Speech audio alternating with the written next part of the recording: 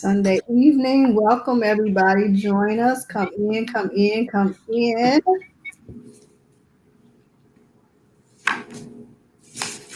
So we waiting on folks to come in. You went to the farm today. Your Yes. farm. Yes. My father-in-law has a farm, and so we go every 2 weeks. But today was harvest day, so we got all kind of mustard greens and sweet potatoes and all of that over here. That's exactly what I'm cooking for dinner. Sweet Oh, potatoes really? and green. Mm-hmm. Okay, see, Yeah. that's good. So Yeah. that's what we're doing over here too, from farm to table. It's been a great experience this summer. Yeah. To be able to eat your own food that you're growing is definitely. Exactly. Exactly. And what about you? Y'all had a full day of Chicago Day of the Girls celebrating. What's been going on with you? This is just good. I'm just feeling good energy. The last 2 weeks were kind of, I tested positive for COVID on the 29th. Got sick on the last time we had the Raising Black Girl Magic. After I got off of this computer, Mm. it just hit me. But thank God, compared to what it could have been, very, very mild. So just blessed and That's absolutely blessed to celebrate Day of the Girl. So yeah. happy Day of the Girl to girls all Yeah. over the world. All over the world. Awesome, awesome time. So we're giving people a little bit of time to join us. Want to talk about what this whole collaboration is, Jamila? Yes. So, as you all know, Girls Like Me Project and Ladies of Virtue collaborating together to create Raising Black Girl Magic.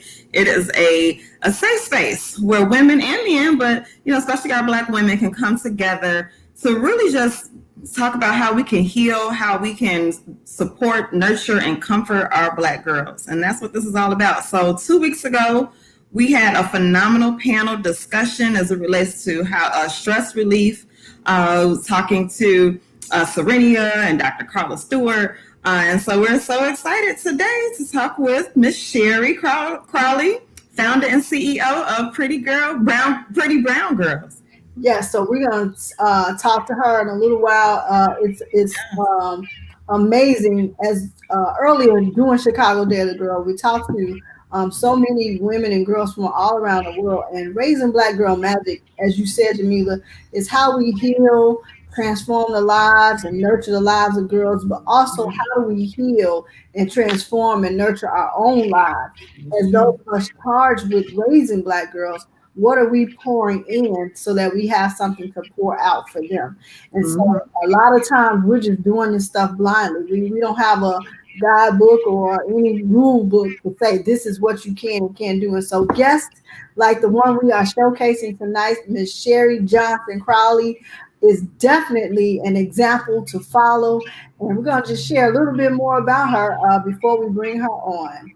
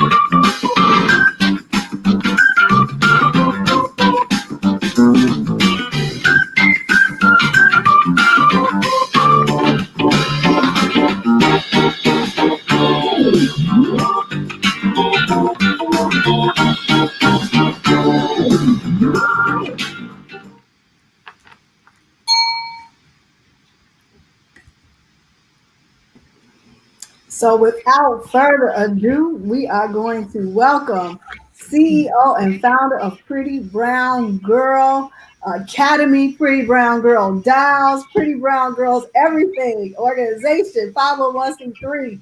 Just absolute phenomenal woman. Welcome to Raising Black Girl Magic, Miss Sheri Crawley. Hey, sis. Hey, you all beautiful women of God. And thank you so much for that beautiful introduction. And I love the video. Absolutely, absolutely. So, you know, today is International Day of the Girl. We're celebrating it all over the world.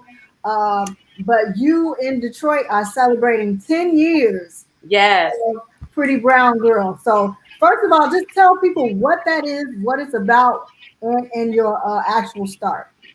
Absolutely. This is our 10th year, and I do have to give all the honor and glory to God because I can't take credit for Pretty Brown Girl at all. It's a ministry that was birthed through us and our family experiences. But I know as so many women are looking to be on the other side of purpose, it was really in the surrender of God to how He wanted me to use my gifts and talents and skills to really impact and empower others. And so, um, it started with my own two pretty brown girls when they were younger, 4 and 5 years old, actually. 10 years ago, we lived on Michigan Avenue in Chicago. And we're just going about our business, trying to, make money and live the good life, live our best lives. And my mother was unfortunately diagnosed with Alzheimer's. And my mother was just an amazing human being. She was an author, a poet, a speaker. She transformed the lives of thousands of women right here in the Detroit area. And growing up, things like vision boards were second nature to me. I was doing vision boards when I was 6 and 7 and 8 years old. And she was that type of mother that instilled not fear, but faith in a way to go out and make things happen that were in my heart. And so when she got struck with Alzheimer's, it hit me, as people were telling me their testimonies about my mother. What will people tell my daughter about me? And I didn't want it to just be, a businesswoman. I've been an entrepreneur for 20 years, and having your own business is amazing, but it's not for the weary. But that was really, I knew one of my things to have my own business. But it's one thing to make a living, it's another thing to make a difference. And so that became the intersection in which I sought to live, really being able to wake up every day and be doing what I was called to do, and not just what I wanted, but what God wanted for me.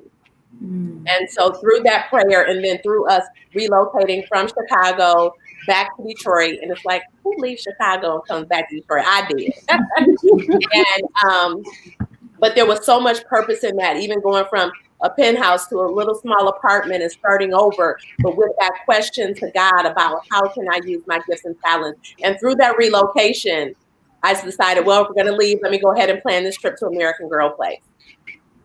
And if anybody's been downtown Chicago, you see the red bags going back and forth. And my daughter was just turning 4 years old, and I planned this party for her and was shocked and disheartened to see on a wall full of dolls, the only Black doll that represented my daughters was a runaway slave. Now, the first thing was all the Black girls who I consider to be knowledgeable, self-aware of who they are as Black girls, went to that wall one by one and came back with a blonde hair doll, a red hair doll, dolls with blue eyes. And it was me that was like, wait a minute, hold up. What's wrong with the Black doll? No, mommy, we want these dolls. But when I finally grabbed the only Black doll, that's when I saw it was a runaway slave. And I'm thinking, this is not DuSable Museum. Don't come to American Girl to learn about our history. That's not even their job to try to tell us about who we are.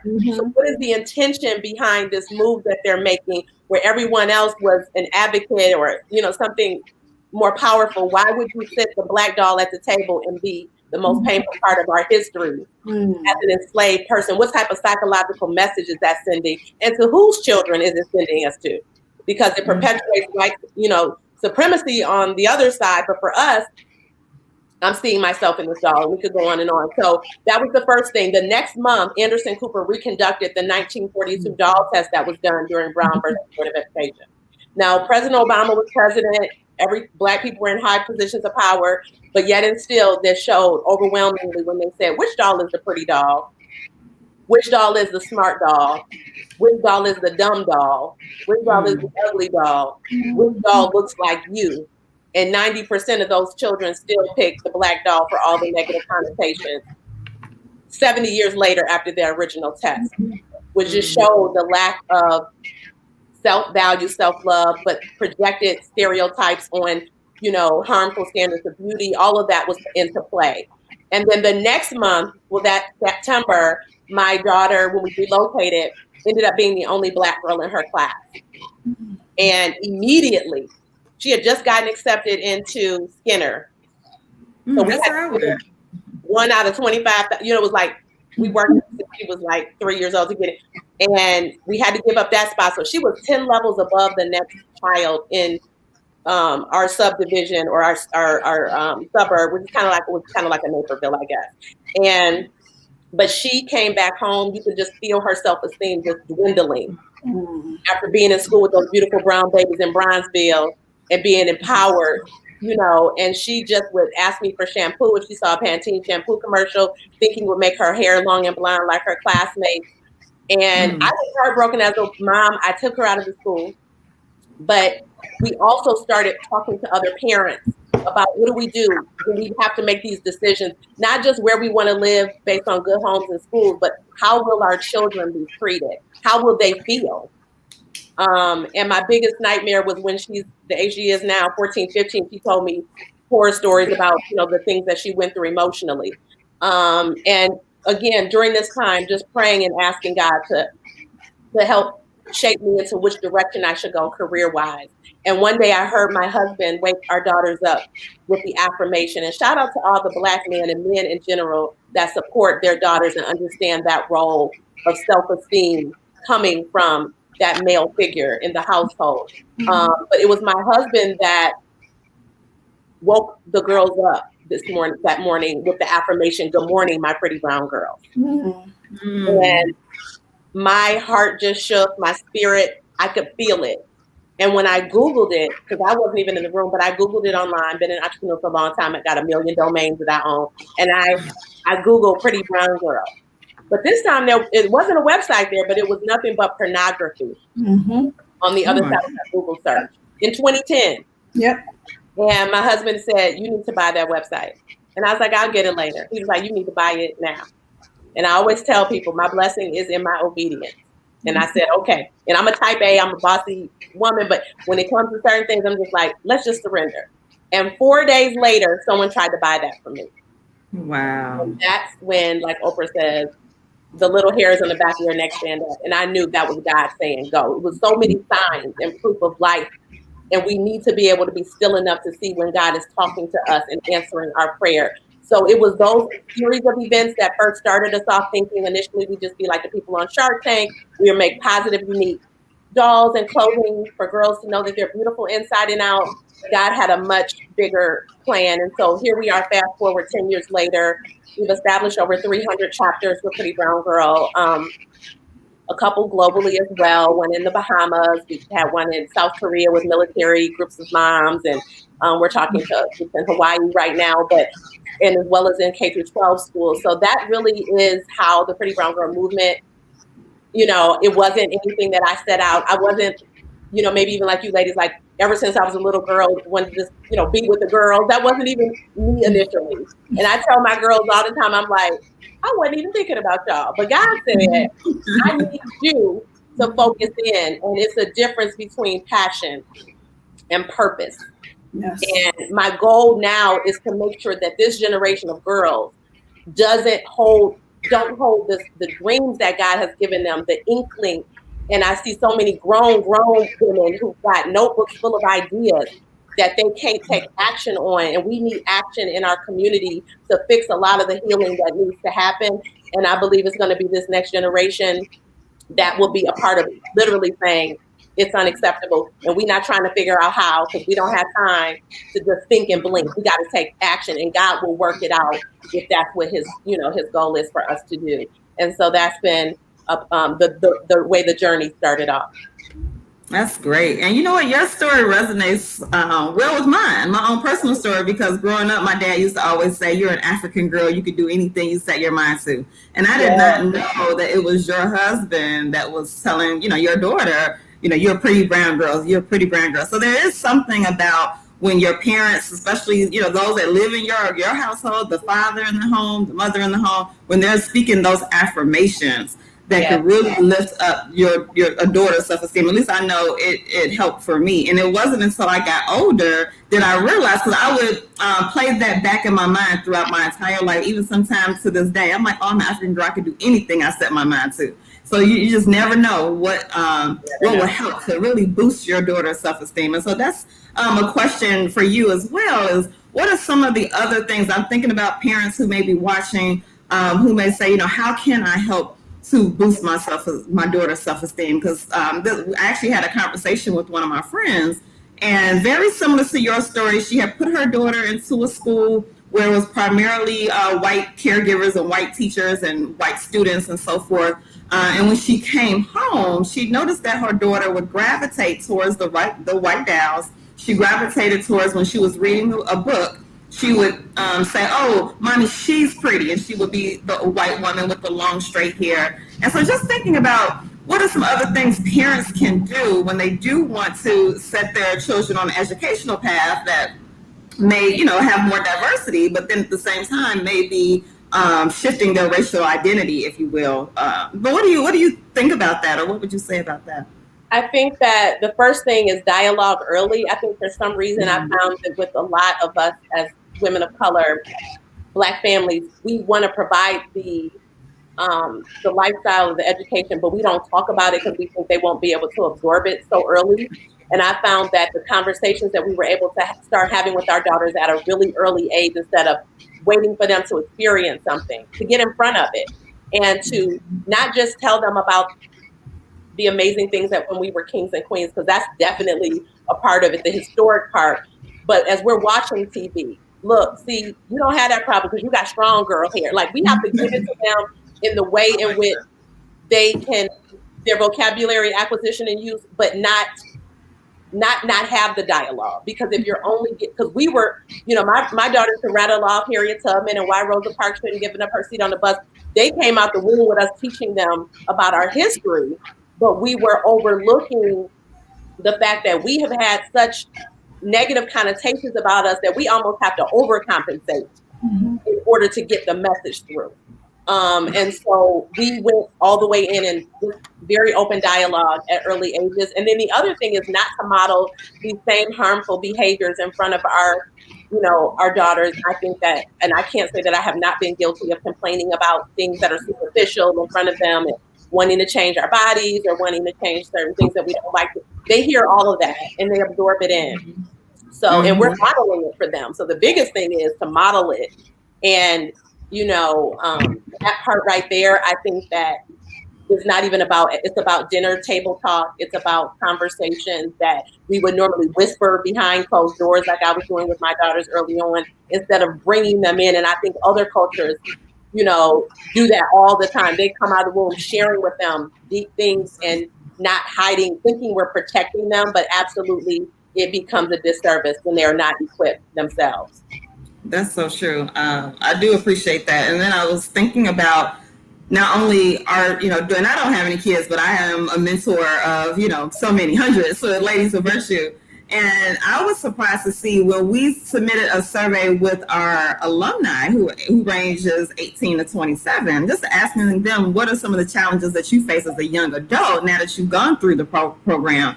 The number one response was building confidence in a world where young Black women face sexism, racism, and lack of support. So, we talked about what our younger daughters, our Black girls, will face. But then once they enter the workforce, they're still trying to overcome this lack of confidence. So just you as a businesswoman, now, talk a little bit about your journey, your personal journey of self-confidence. Do you still feel, that imposter syndrome? How have you overcome that? How are you able to be successful even in the face of, say, sexism and racism and the lack of support you may see with other women? I definitely don't suffer from it anymore, but I think as I grew up a shy girl, but I always was very opinionated. And having a mother that was a professional speaker and things like that, I saw her, but I never saw myself in her at that time. And it wasn't until there were issues. Like I went to an all-white high school, and we had to advocate. You could either be on one side or the other, and I knew what table I was sitting at, you know, in the lunchroom, and that's where I started to have my voice with issues that I felt we were being marginalized on. And eventually it became a part of my mantra. So even the short stint I spent in corporate America, being the only Black woman in technology at Fortune 500 companies like IBM and ADP, I always knew who I was. Having gone through to an HBCU, shout out to Florida A&M University, that helped tremendously, being in a Wakanda of our own, to be able to know that we belong. And the responsibility that was placed in me by that experience of having not just to have a good job and a good life, but to be able to empower my own people. That was very something that was weaved in. So, but the thing that I will give the most credit for is my mother never projected fear on me. She never asked me how I was going to do things when I would tell her my dreams. She would just say, let's go.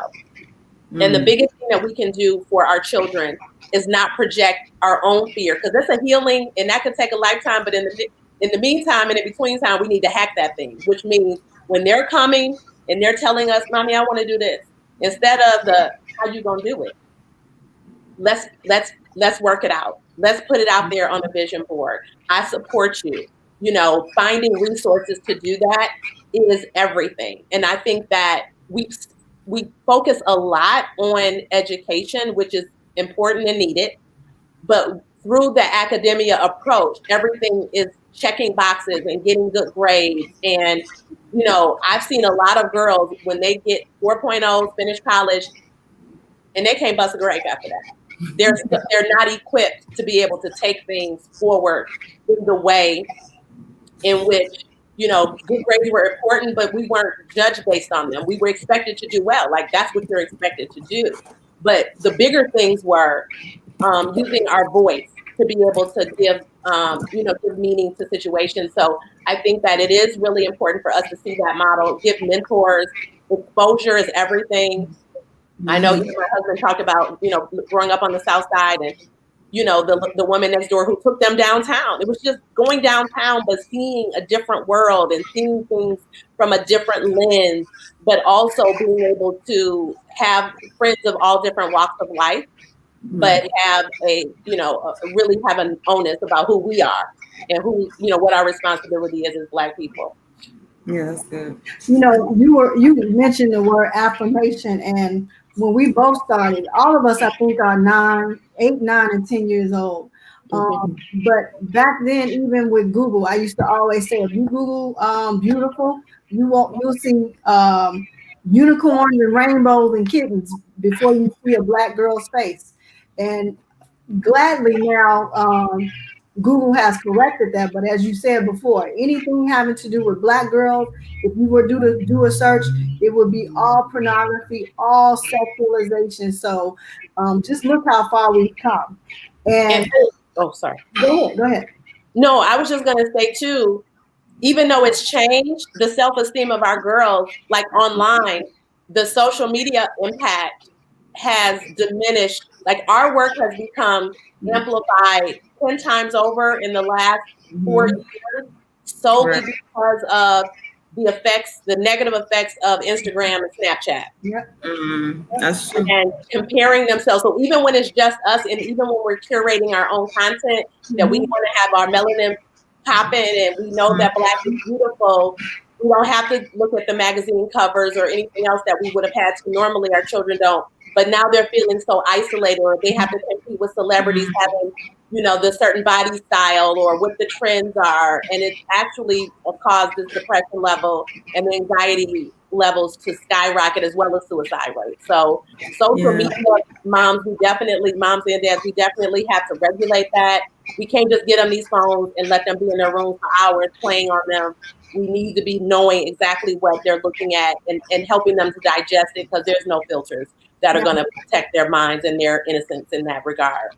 Absolutely. And that's so true. I was just going to say real quick just about the plastic surgery. You know, oftentimes our girls are idolizing women who, you know, they weren't born that way. And there's nothing wrong with people's personal decisions. But when you have girls that are looking at you to say, oh, I want a flat stomach, or I want a bigger butt, or I'm like, well, they weren't even born that way. And so how do we, get them to just appreciate how God made you, just, I just am so passionate about that, because we should be happy with our own bodies, and we should not idolize other women who had to go out and purchase that, Right. and so it really hurts their self-esteem as well. And Absolutely. that whole I woke up like this is Right. horrible. Filters are the worst thing that they could have created for social media, honestly. Ever. And Ever. it takes away every human, natural, as my mother and my grandmother used to say, like, that's your life story in your face. Like, Right.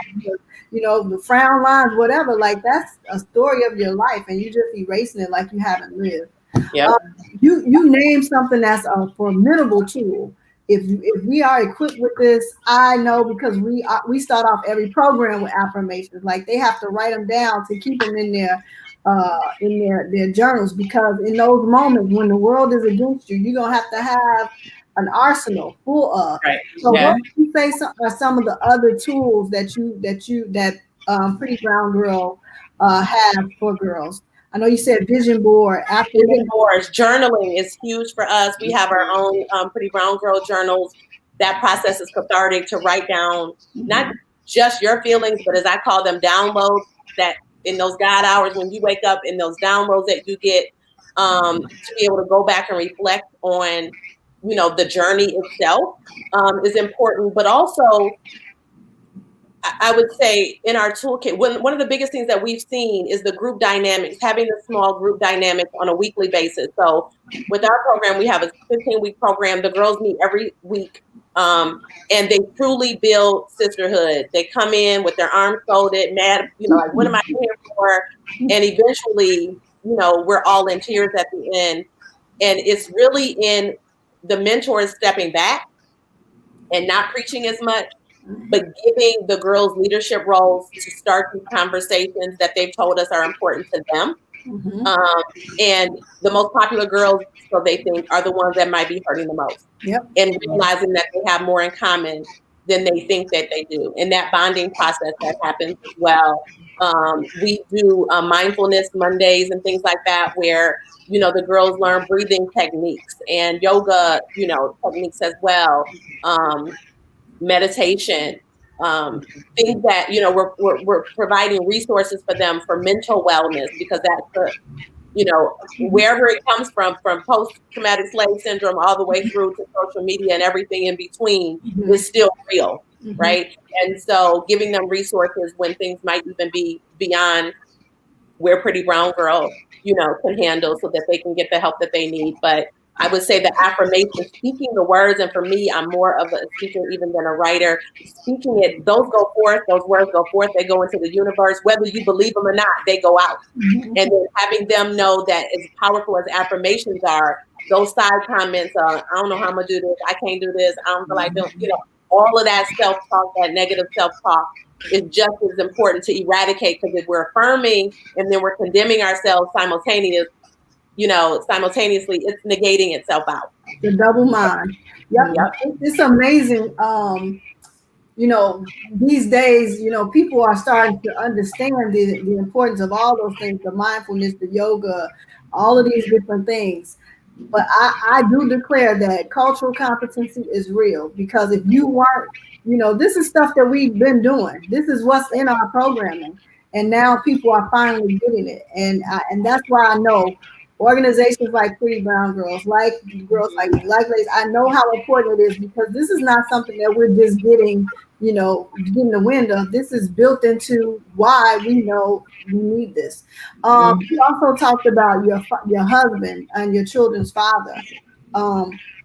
We know it takes a whole village, right? It's A whole village. It's not just mothers, it's not just fathers. So who are the other village members that we need to raise Pretty Brown Girls, to raise Black Girl Magic?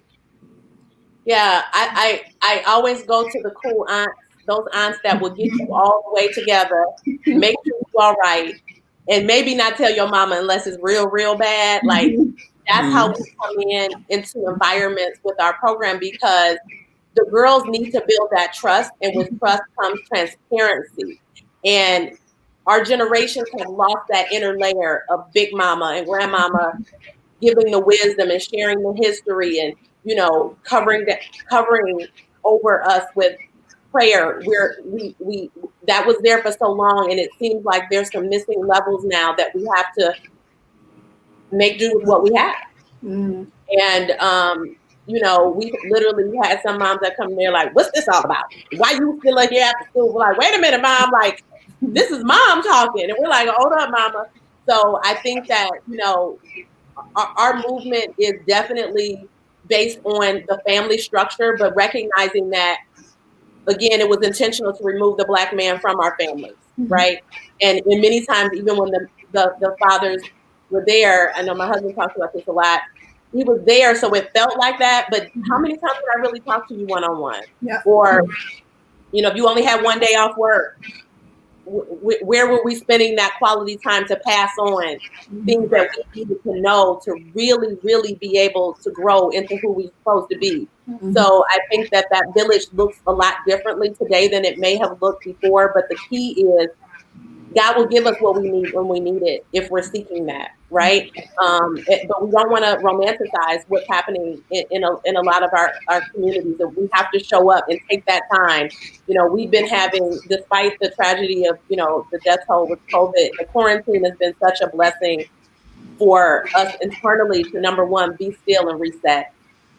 But number two, a lot of the things that we thought our kids knew, they didn't know. We took it for granted, like, y'all know, and just having these conversations about every single thing that we want to make sure they know, from how to run the business when it's theirs to run, to, things to do at the dinner table, things that are happening in our community. They became activists over these last couple of months, advocating on behalf of young Black girls that they didn't even know and raising funds. But just, having that dialogue is such a critical piece. Yeah, so I was just about to ask you that as well. Like when it comes to your daughters, I have a daughter who's a dancer and she's phenomenal. Um, how are you? And you just said something that really made me check myself because she has decided that college is not for her. For now, that's what she decided. Okay. And it's taking mama to get to be okay with that, right? Right. But understanding that when she was born, I recognized her talent and did everything I could to feed it. So if that's where it's going, then this is what you planted, right? It's easier said than done. And I want to ask you, like, how can parents be okay recognizing their child's talent and fueling it, right, to make sure that they're nurturing that talent? But then, what are things that parents need to release in order to let their child, like, to really feed that dream? I think it's our own expectation. They say the difference between happiness is the reality versus what our expectation would have been. And I remember my husband, he went to Luther South High School in Chicago, and him and Common used to rap together. They had a rap group, CDR, their group. And then they both went to Florida A&M together. And probably, I don't know if it was Common's like second year of school or third year, but his career started taking off. And his mom, who was an educator, right, she was like, "You got a year. Let me see what you got." She didn't say no, right? And we all know how that story ended. So I think that it really is important for us to listen, because if we laid that foundation, which I know that you have, Keisha, for your daughter, if we laid that foundation and they're speaking to us, give her a gap year, right? Sit down and talk about a plan to say, maybe a gap year, or maybe set a time limit to it, but allow her to explore it. And she may run and say, "Okay, mama, I need to sign up now, to go back to school. But they need that structure, but they also need that ability to be able to explore, because we fully don't know what's in our children until it starts to blossom, and it could be far greater. And we see in other communities, like all these tech billionaires that are in Silicon Valley, they go from their parents' garage to opening up, companies and things that end up becoming, multi-million dollars and very successful. And it's just the fact of it's not so locked in a box to where you have to do everything this way, and then we want them to flow outside of that. So it is a hard one. I can't say that I wouldn't be like, you say what? I can't say that I wouldn't struggle, have that, struggle at the same time as you, the same as you're having. But at the same time, I know that I was very self-guided. I changed elementary and middle schools 5 different times because my mama was like, you said what now? Okay, let's go look at another school. Like, and now I'm looking at it, I'm like, how did she just let me change schools? But in doing that, I know how to pivot like a boss Yeah. because I'm not stuck. I didn't get stuck with the same 30 people from kindergarten to 8th grade. I know how to shift. I know how to adapt. I know how to change. I know how to get along with a lot of different people. So, those experiences at young ages help to shape and mold strengths and characteristics that I need right now.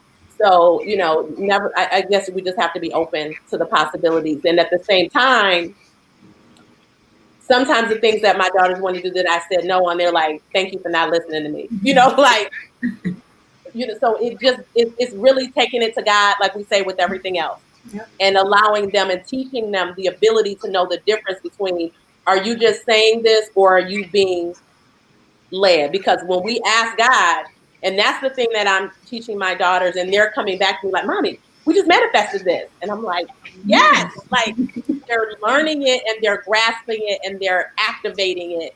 And it has a sequential, we don't just wake up and say what feels good. Like we just don't want to go to school. Like, let's talk about it. How are you feeling that way? How did you come to that conclusion? And having them walk through the unfoldment. Because if they can't come up with answers, which at young ages, they may or may not be able to do that. But it is important for them to, a lot of young people say things like, I don't want to go to work. I just want to go straight to having my business. And I'm like, it don't really work like you see on TV like that. Not at all. You need some strict, I was like, I might be working for myself, but I'm pulling in boardroom all day long from when I had that 5-year stint. And trust me, if I didn't have it, it would be a whole different story, right? So I think we have these double standards that regardless of whether they're fair or not, education is one of them that we, check off the box. So if anybody needs some receipts, we got them, right? So it's a hard one. I'm going to lift you in prayer with that one, sis. and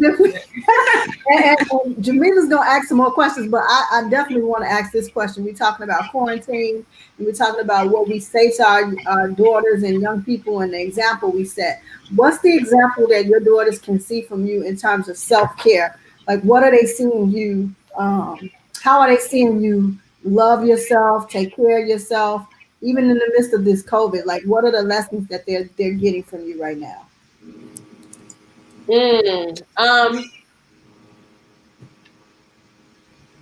That's a good question. I will say that, and why it's a good question is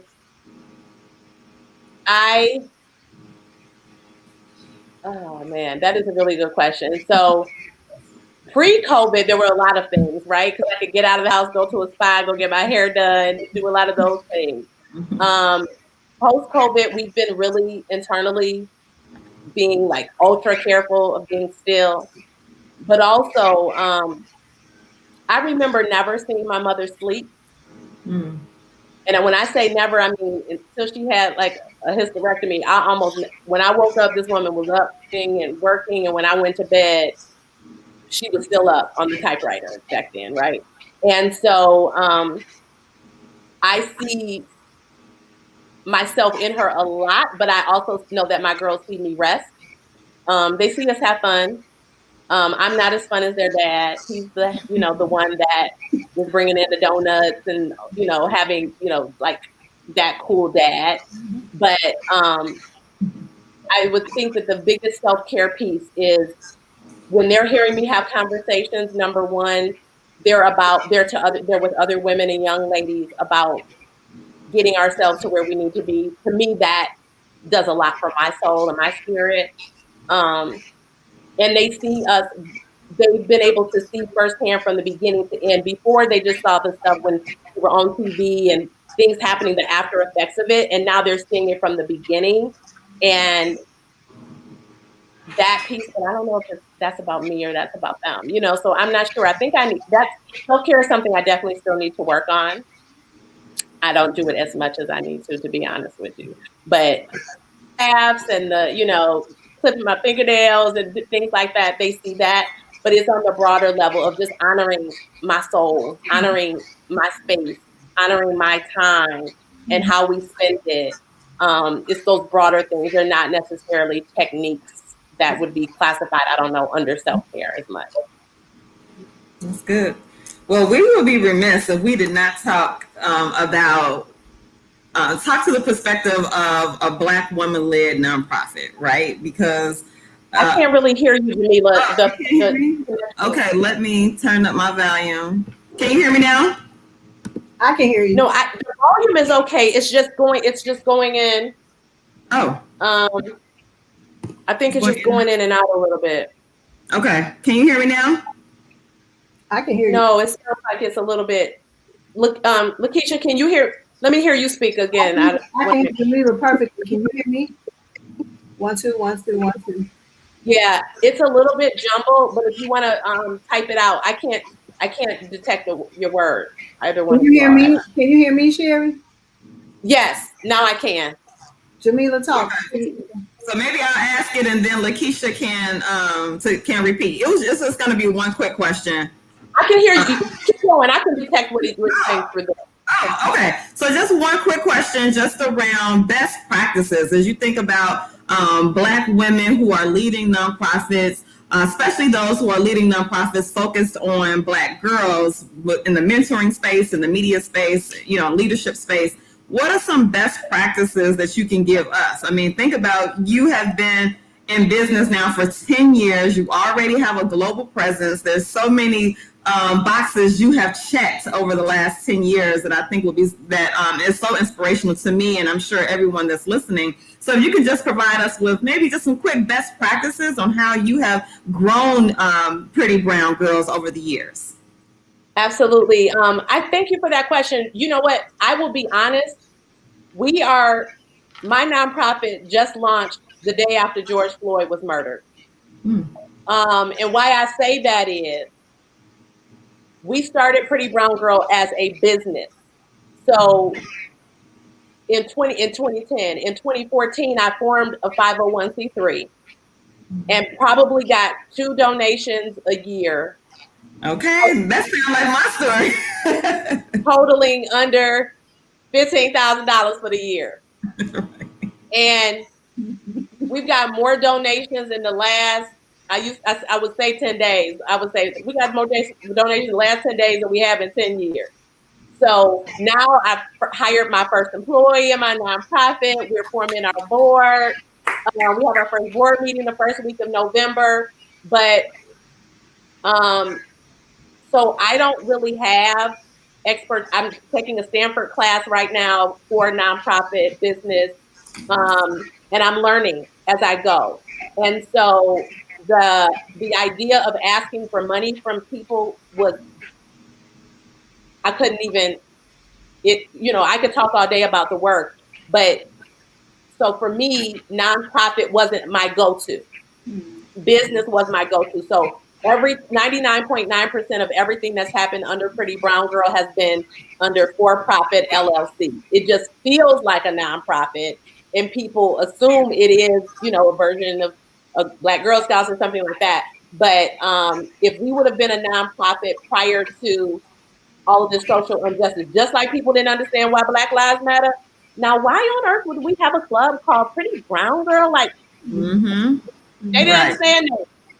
Now they're like, oh my gosh, we love it. Like Domino's. Oh, I shouldn't say that. Never mind. We're really excited. We just got a really nice size donation from Domino's, but I couldn't afford Domino's pizza for my kids when I needed it for after school, right? So all of those types of things, and I did, but those are things I was pulling out of my own pocket, right? So, but we sustained because with our K-12 curriculum, we license our curriculum to school districts across the country. So that's been the business model. So my husband and I worked for Pretty Brown Girl LLC full time. It's a great business that every bill that our house has paid for and everything that we do comes from the business. But that was how we have a for-profit model to go into schools, and they pay per girl for our program. and then all of our national events and our t-shirts and our dolls and all those types of things. But the school program has been our primary source of growing our business. And because of my business background, I didn't know to not give them an invoice and ask for a purchase order. Like, that's how I went in the door. And I realized, and I don't take that for granted, that we were able to get contracts for schools that have been able to sustain us probably since the second year of doing business.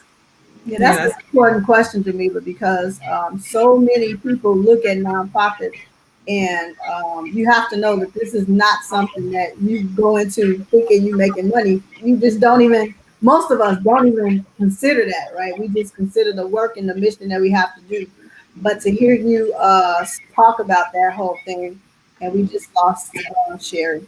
But to hear her, Jamila, talk about the when people look often, they see pictures of Oprah Winfrey with the Dows, they see her all over the media, and people automatically assume that, that the donations and the contributions are rolling in. So it just, yep, we can hear you and see. Okay, I'm So sorry. The system kicked me out. You were it's saying, Letitia, I wanted to hear your question. No, it was a statement saying thank you for that transparency and that lesson. Jamila's question was perfect because so often people see the work that you're doing in a nonprofit and they have no idea that you're by yourself and there's no team. People can get caught up in what they see in the media and the pictures. Not to say that the work isn't impactful and you know it's just what I want to say is it's amazing what Black women can do with our bare hands and Yes, our sweat equity. That if we were given half the opportunities and the support, we really be like, there's no telling what we. right. It's because it's like I'm talking to all these CEOs and they're like, wait, you guys have done this with you, your husband, and your assistant for 10 years? Like, oh my God. Like, and they're excited to give because they see if we did this on our own, imagine if we had, Mhm. the allies out there that could support us. But I think that, in this space, because it's humanitarian, it's giving back, we don't include ourselves in the bottom line. And I think that's a disservice for us not to say, if I can't wake up and do this every day and I got to figure out how I'm going to pay my phone bill, how I'm going to eat, how am I going to really serve the community the way that God has called me to do? So one of the things that having a business lens, and even when I saw this with my mother, she would do things for free and help everybody else and, take her small fees away and everything. And I'm like, we can't sustain doing that. And that's not what God said. He said, above all things, I want you to prosper and be in good health, just as your soul prospers. So one of the things that we have always been intentional about is to be at the intersection of impact and income. I love it. Impact. I like that. And it's funny too because doing the self work and the healing and all of this, you come to find out that the reason you can't ask for money is a matter of self worth. It's a matter of, do you really believe in yourself? At least that's what I had to come to. Do you truly believe in yourself? And if you believe in yourself, then you should be able to say that this is the work I'm doing and this is the contribution that I'm requiring. And so we have to work on ourselves to get to that point to say, I'm not charity. I'm not asking for charity. I'm asking you to make the investment in Right. the work that we're doing for the success of girls. And as you said, your gift will make room for you. And so your gift, our ministry is what God gave us as a gift. So we have to use it. Thank you, Jamila, for that question. That was amazing. Sheri's gone again. I believe she's going to come back, but I want to lift up that Pretty Brown Girls was don't Hey, worry you about guys, it. I wanted to say something else that Jamila to assist all those out there that are listening, because the other key piece that I feel like we sometimes skip over because we want to get to the work, we want to get to our girls, is branding our organization. That's good. I would say that the biggest thing, like, I'm just now starting to do things as an individual, like I'm writing my book right now called You Can't Google Your Way to Purpose. I'm doing more speaking. But for the majority of the time, and from the beginning out the gate, I knew I need a brand that was going to draw people in, and it could not be based around me as an individual person. Because at some point, I plan on being on the beach when all of this is over. Yes, yes. So don't come checking for me. Don't come asking where Miss Sheri is. If I'm there, that's great. But if I'm not, I want this to run like a well-oiled machine. Yes. And so we built a system to where like half of my chapters in different schools I've never been to before. It don't matter if I'm there or not. Everything is going to be franchised. Everything works the way it's supposed to. We're going to train you. We're going to have everything quality the way that anybody else would have for their girls, right? And so that branding precedes me. So many times I can be speaking and I'll say, hi, my name is Sheri. Nobody knows who I am. Pretty brown girl. Oh my God, pretty brown girl. We like pretty brown, So having those brands that, putting in the time and energy. And back when we started, we knew, for example, we got to have a good website. Mm-hmm. So many women that I talk to that are doing real work. And I'm like, what's your website? Oh, we working on that. What you mean we working on that? Like, ma'am, we got to have our stuff tight, and we have to talk to people enough to not think that our stuff looks cute and be open to criticism. My husband will tell me in a minute, that's whack. And I'm like, that's whack. And I'm like, okay, let's do it. I'm not married to any of it other than making sure it's the best that we can present. So sometimes we're so stuck on this baby that and we're talking to people that just coax us and not saying, well, did you think about this?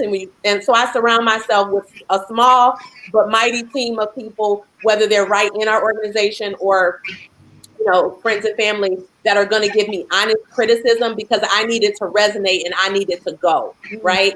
So that branding piece is extremely important because that was why when we walked in, the schools didn't think, okay, they down in the lunchroom. Y'all need some granola bars here. Let me give you some. They wasn't thinking that that's not what's happening today.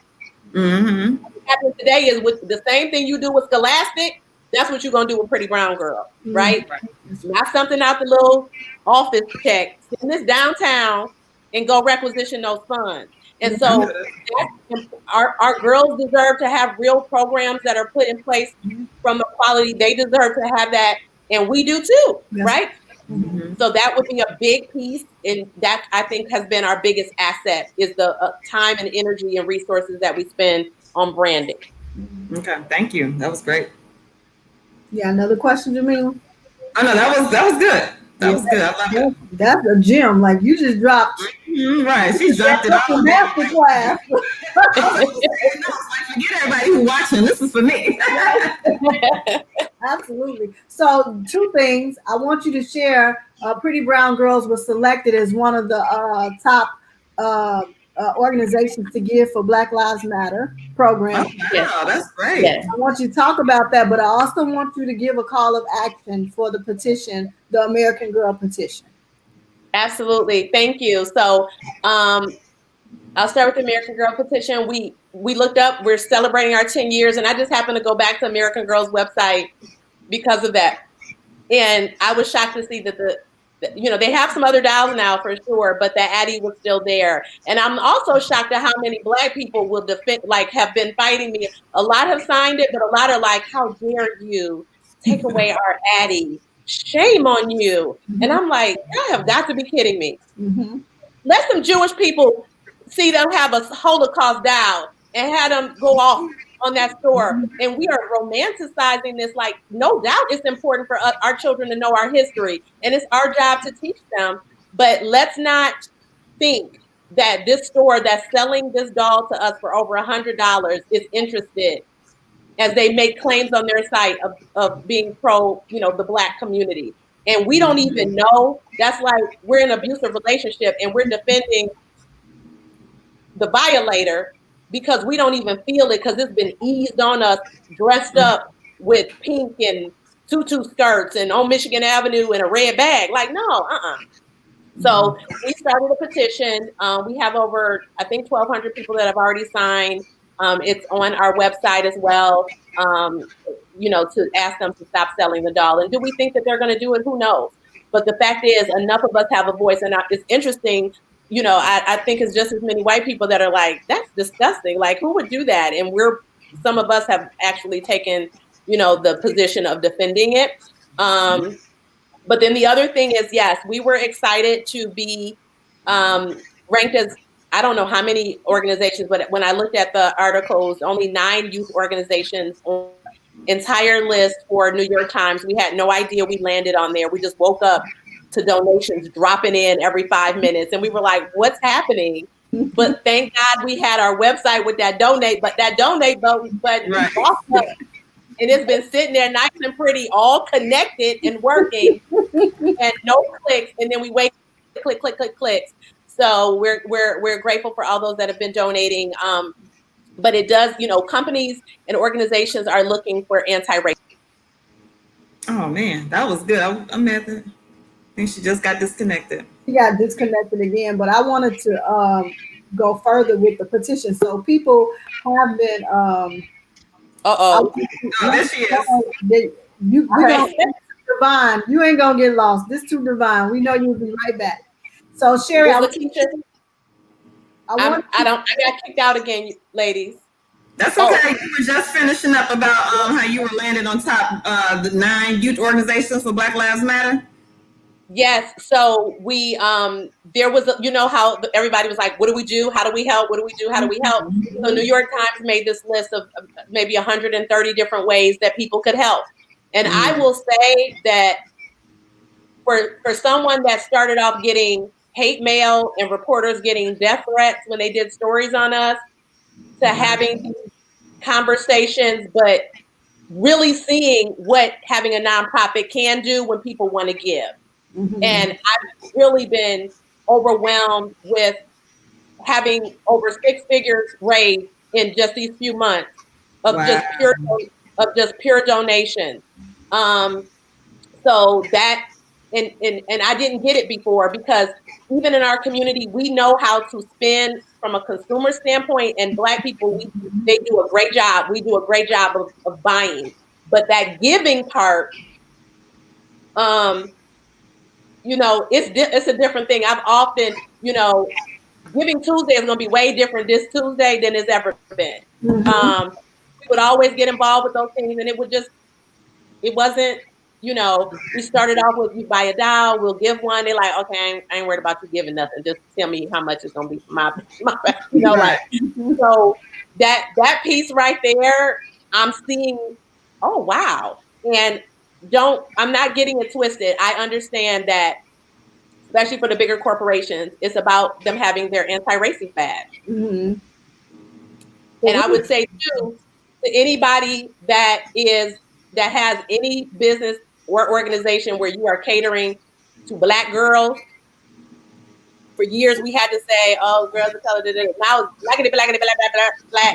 Like, and because that same brown that got us all of that negative energy in the beginning, that right there, it's just in my regular authentic voice. What's up, y'all? Let me say, this is what it is. I love that. Going on. And it's been amazing, that piece of it. So I think that what we couldn't do a couple of months ago, we can do that now, and we need to be very intentional about who we're serving and make sure that all of our language is written in a way that is unapologetically Black. Yeah, absolutely. And we use Black and brown. So, Black girls and, our Latinx girls, that sort of thing. So that's our market. And we don't have to, there's no reason to, we have never sugarcoated it. And that was a bold move 10 years ago for us to do that and be like, this is what it is. And if we can only go to Black schools, then we're okay with that. But now we're getting calls from schools everywhere who know they need help, right? Dealing, working with the girls of color. So yes, I think that was a huge kind of changing moment for us as an organization. All right.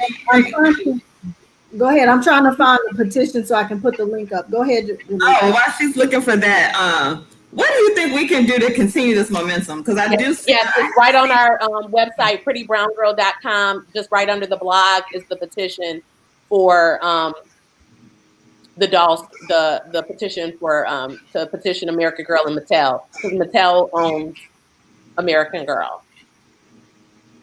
And while she's putting that up, Sheri, what do you think we can do, if anything, to continue the momentum? Because there has been a shift, right, over these last 3 or 4 months. But as we think about next year, how do we continue building upon the progress that we've seen over the last few months? That's a great question because we're not sure, right, if this is going to be a moment, a long moment, or if it's going to be the reality of things. And I always still go back to look at what you're offering and find out how you can navigate to a business model that operates without whether anybody gives you a dime or not. Like, what do you have to take to market that, whether it be institutions like schools and government and organizations or parents, we don't want to overcharge parents, but at the same time, Keisha, you know how much dance lessons cost, right? It costs money. Uh-oh. She's about to drop another jewel on us. Right. Our last question, and she's when she come back, we gonna make sure she get it in before she right. gets back. We ain't gonna interrupt at all. Go ahead. I'm sorry. I don't know why it keeps knocking me out. But the last thing I was going to say is the biggest thing that I would recommend is to have a true business. Like right now, some of the nonprofits that I have friends in the industry that have been nonprofits, they're hurting because they can't shift out because they're under those federal guidelines for however they got their funding or things like that. And when you have businesses, you can be creative and think things can come to you that haven't been done before that you could operate. And that to me would be something that right now I would be looking to implement is a business model that's not dependent. I mean, the day schools close, even to our point, when schools closed, guess what? We were calling on schools. They were our number one client. And my husband said he was worried, and I was like, I really wasn't worried. And he was like, why not? I'm like, because we're under covenant. Like, we do what God told us to do. Right. He's gonna have us in here starving, not being able to feed the kids. Like, he's got to feed them. And so that piece is first, but then the business model came from, I can't even take credit for the business model, but I knew there had to be a business. And because the other part is if you're offering products at low and discounted prices to schools, I see how they treat those programs versus ours that they have to pay for and that they put a gold standard on. Like some of the nonprofit organizations can't even get the sign off. They're going to do the program for free for the schools, and the principals aren't even taking time to sign the piece of paper saying they can come in and do the programs. And I'm like, wow. We're not valuing the things because there's no skin in the game, right? Mm-hmm. If they've never paid for it, then they don't act like it has as much value to them as the vendors do. So when I'm going into a school, I'm going in as a vendor, right? I'm not going in under an MOU. I'm going in as a vendor. So I see the difference there. But even with that being said, schools are closed, but now my virtual academy, Pretty Brown Girl Virtual Academy, starting in January. It's 5 million Black girls out there. Their mamas can sign them up, and they will be able to be on an entire digital network. We're partnered with Edmodo, and they'll be able to go onto that network and get everything that we would have given them, and we won't have to turn girls away based on where they start. So having the ability to turn our programs into business models is a key factor for me to have in anything that I do, just to be able to have, a monetization. And it's something I think I feel it, and I've felt it for years, where when we're doing something good, we're like, well, why would we be talking about money? Well, why would we be charging the girl? Well, why would we be, and I was just saying before my phone connected, just like my daughters play dance, I know how much I spend for dance. Like, we don't go in and try to talk to the dance lady like, is it going to be, how much is it going to be? Look, this is what it costs, right? Yep. So not to say that it needs to be over, but we don't need to be under what our value is. Right. because even wherever we're living, we're spending money. It's just about what's important for us. And, so I want that to be something that whether you're in the nonprofit or the for-profit, that we stop leaving ourselves out, because it's going to be torture to have to do this work on the weekends, after work, spending our time doing something that we know there's a greater work to be done.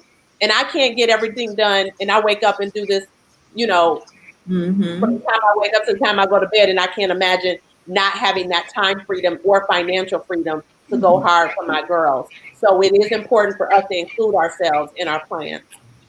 I love it. Thank you. Yes, it's 7:05. We wanted to gift someone a dial. How do we go about? Okay. Yes, so we'll pay you for it. We'll pay for the dial, and then somebody, whoever. Let's see if there's any questions from the audience. We'll pick someone, and they will get the. Okay. Awesome. That'd be wonderful. So any questions? While we're waiting on questions, I'll just read. There was a comment by Monique. She said she literally, talking about you, Sheri, you literally gave her a new perspective on how she wants to help raise her daughter. So that was very insightful for her. And then Nicole said, I love this discussion about having a business lens. Our organization has to sustain themselves. So true. Yes. So true. Absolutely wonderful. Great responses, great feedback. Yes, so we will ship the doll to you all wherever you'd like it to go, and throw in a couple of goodies as well. But yeah, this has been wonderful. It the biggest thing is us coming together as women in this work and empowering each other and sharing. I'm always very transparent, because again, nothing I can take credit for. But we got to move real steady right now, because this is our time. I feel like, we planted so many seeds with our young ladies for years and sacrifice. And this is a breakthrough. This is spiritual breakthrough. This is breakthrough time. And so we know that I never knew that this time would come. We just kind of got steady into, well, this is what it's going to. But now we're super excited that people see the value in the true value, more people now than ever. And we have to seize this moment, ladies. So let's go. I wanted to be clear with people, because we also got some pushback when we posted about it on our page in support of your petition. So I want to be very clear. Sheri lays out what the reason is behind the petition, and she says it is not because Addie is a slave doll. That's not the reason. But the whole narrative behind Addie eating worms, I mean, it's just nothing to celebrate at all. It's nothing celebratory about the doll. And as you said, even the Jewish dolls that are there, they are not Holocaust dolls. This doll specifically deals with the worst traumatic thing that has happened to us as Black people. And so I think that is a conversation that Mattel needs to have. That is a conversation American Girl Doll needs to have. And we cannot relax our standards. We're pushing and saying, go support first Black woman as a vice president. Well, all of our society should be moving in that frequency as well, for celebrating our excellence and our greatness, not the worst moments in our lives. Thank you, Sheri. Raising Black Girl Magic is here. The next date, Jamila, is November. The second Sunday of November. Let me look it up. November 8th. November 8th. Yes. So we will choose. We will have a lucky winner of that down. Maybe not from tonight, but maybe next week we'll purchase the doll and then make sure that we raffle it off at some point in time. Absolutely. I don't want to give you an extra. You need to talk to Spirit and consult with Spirit, but I think you need to come back and be a master class. Okay. Yes. I'm serious. I'm open. You got my number. I'm just a phone call away. Thank you so much. Yes, absolutely. Thank you, Sheri. This has been phenomenal. Yes. Great conversation. Bye-bye. Bye. Jamila, another great. Yes. That was my first time meeting her. She was great. She's awesome. She's phenomenal. Her story is so powerful. And she just gave a little bit of it. I had no idea about how powerful her business acumen is. I didn't Mm-hmm. even know that she didn't have a not for profit. I thought that's what it was the entire time. So, Yeah, me too. Me too.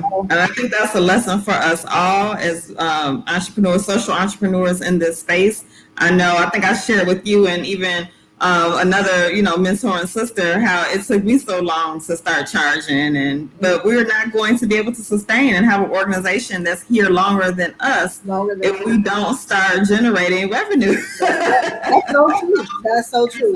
And that's why I'm so excited to see our girls like getting the tools that they can use to create things. You know, that they can say, well, not only do you serve your community by volunteering and giving, but this is a skill that you also have that can be used for service too. So yeah, Absolutely, absolutely. yeah. So congrats on Chicago Day of the Girl. Yes, and another year, and I just want us all. I want every year that everybody is doing something. Just I Mm-hmm. don't care what it is that you do. Everybody should be. If you serve Black girls, because every other girl in the world is aware.